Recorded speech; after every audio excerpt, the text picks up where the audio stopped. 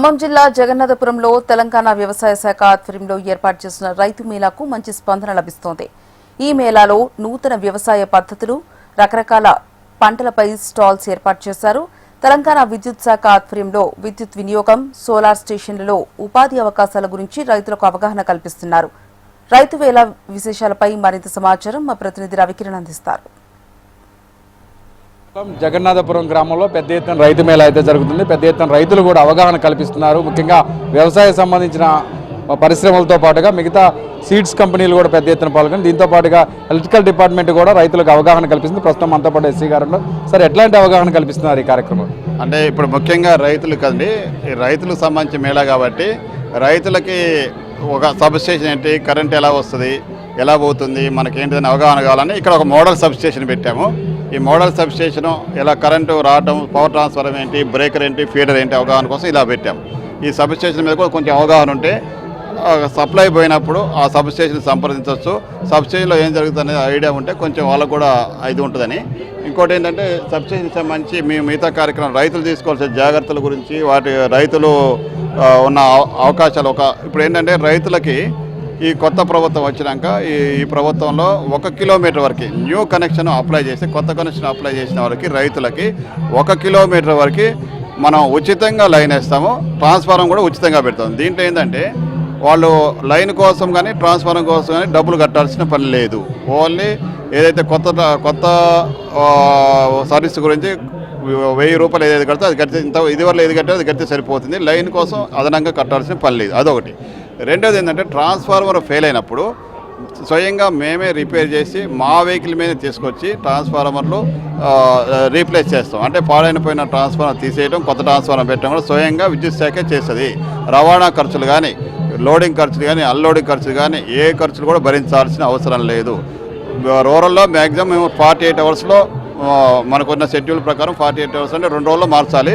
వీలంతగా one డేలోనే మనం మార్చడానికి ప్రయత్నం చేస్తున్నాము.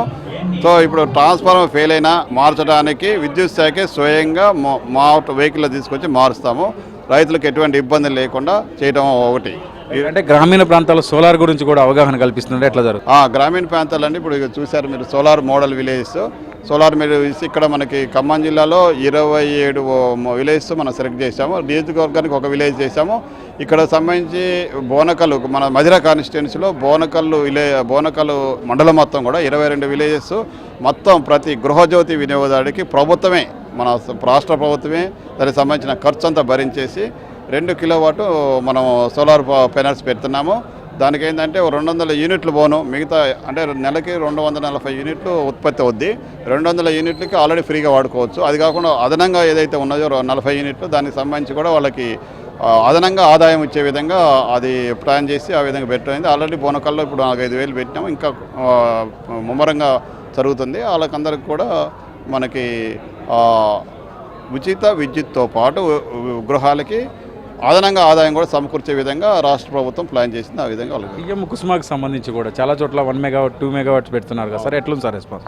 పిఎం కుసుమ్ సంబంధించి మన ఖమ్మం జిల్లాలో 52 మంది మనకి అప్లికేషన్స్ పెట్టారు. దాంట్లో ఆల్రెడీ 32 మంది మనకి ఈఎండీలు అంటే దానికి సంబంధించిన డిపాజిట్ కూడా కట్టారు. ఆల్రెడీ ఇప్పుడు మనకి ఒక రెండు ప్లాంట్లు మనము ప్రైవేట్ పరంగా రైతుల నుంచి ఖమ్మం జిల్లా బీరోల్లో ఒకటి చేశాము. తర్వాత కల్లూరులో ఒకటి 2 మెగావాట్స్ ప్లాంట్ అక్కడొకటి ఇక్కడ చేశాము. అదే కాకుండా ప్రత్యేకంగా మహిళలకు సంబంధించి మీరు ఆల్రెడీ ఇక్కడ చూశారు, మన సెల్ఫ్ హెల్ప్ గ్రూప్ మహిళలకు సంబంధించి 1 మెగావాట్ ప్లాను గత నెలలో మన గౌరవనీయ ఉప ముఖ్యమంత్రి వారు బట్టి విక్రమార్క గారు మనకి ప్రారంభోత్సవం చేశారు. అది కాకుండా కల్లూరులో ఇంకొక 1 మెగావాట్ సెల్ఫ్ హెల్ప్ గ్రూప్ మహిళలతో కూడా జరుగుతుంది. సో మనకి ఇవన్నీ మొత్తం వస్తే దరిదాపు మనకి 90 మెగావాట్ సోలార్ పవరు మన ఖమ్మం జిల్లాలోనే మనం ఉత్పత్తి చేసుకోబోతున్నాం. ఇది మనం ప్లాంట్. ఇవి కాకుండా ఇతరత్ర ఎవరికి వాళ్ళే గృహాల మీద ఏర్పాటు చేసుకుంటున్నారు. అంటే మిగతా డొమెస్టిక్ వినియోగదారు కావచ్చు, కమర్షియల్ వినియోగదారు కావచ్చు, ఇండస్ట్రియల్ వినియోగదారు కావచ్చు, అవి అదనంగా వస్తున్నాయి. చాలా మెగావాట్లో ఇప్పుడు మనకి ఆల్రెడీ ఇన్స్టాలేషన్స్ జరిగినాయి. చాలా వరకు మనం సోలార్ పవర్ ఉత్పత్తి చాలా ముమ్మరంగా జరుగుతున్నది.